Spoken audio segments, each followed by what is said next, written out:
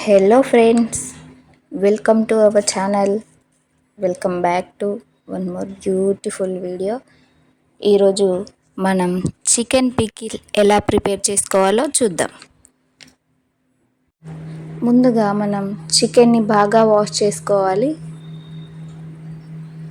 ఒక table spoon ఉప్పు, పసుపు వేసి బాగా కలుపుకొని పక్కన పెట్టుకోవాలి. ఒక ప్యాన్లోకి మనం కలిపి పెట్టుకున్న చికెన్ని వేసుకొని చికెన్లో ఉన్న వాటర్ అంతా పోయే వరకు ఫ్రై చేస్తూ ఉండాలి. చూడండి, వాటర్ అంతా పోయింది.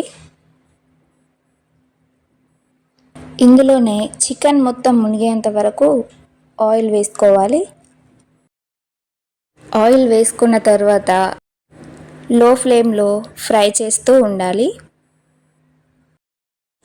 మనం చికెన్ని తీసుకునేటప్పుడే చిన్నగా కట్ చేసుకొని పెట్టుకోవాలి. మనకి ఫ్రై చేసుకోవడానికి ఈజీగా ఉంటుంది,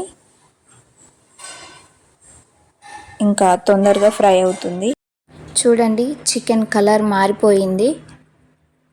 మంచిగా గోల్డెన్ బ్రౌన్ కలర్ వచ్చే వరకు ఫ్రై చేస్తూనే ఉండాలి. చికెన్ని ఫ్రై చేసుకోవడానికి కాస్త టైం ఎక్కువగానే పడుతుంది. మనం చికెన్ని ఎంత బాగా ఫ్రై చేసుకుంటే అన్ని రోజులు ఎక్కువగా నిల్వ ఉంటుంది. చికెన్ పూర్తిగా ఫ్రై అయిపోయింది. దీన్ని తీసుకొని పక్కకు పెట్టుకోవాలి.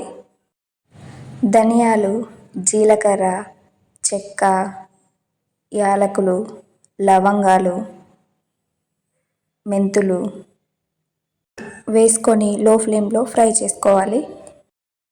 పూర్తిగా చల్లారిన తర్వాతే పౌడర్ చేసుకోవాలి. మనం చికెన్ వేయించి పెట్టుకున్న ఆయిల్లోకి ఫ్రెష్గా చేసుకున్న అల్లం వెల్లుల్లి పేస్ట్ని వేసుకోవాలి. పచ్చివాసన పోయేదాకా ఫ్రై చేసుకోవాలి. మనం ఫ్రెష్ అల్లం మాత్రమే యూజ్ చేయాలి. ఫ్రెష్ అల్లం యూజ్ చేస్తేనే చికెన్ పాడవకుండా ఎక్కువ రోజులు నిల్వ ఉంటుంది. ఇప్పుడు ఇందులోకే మనం వేయించి పెట్టుకున్న చికెన్ని ఇందులో వేసుకొని బాగా మిక్స్ చేయాలి.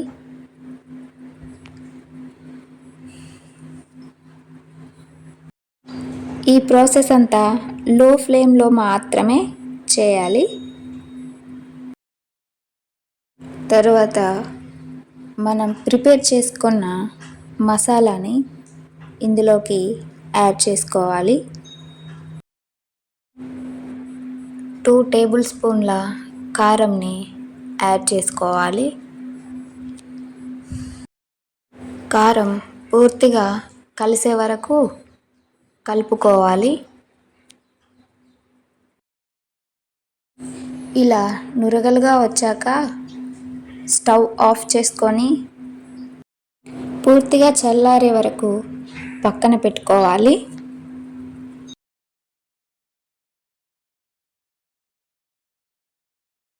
ఇప్పుడు పూర్తిగా చల్లారిపోయింది. దీంట్లోకి లెమన్ని యాడ్ చేసుకోవాలి.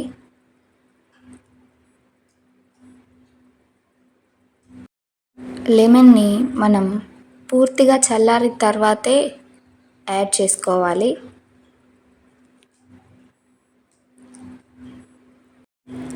యాడ్ చేసుకొని మంచిగా మిక్స్ చేసుకోవాలి.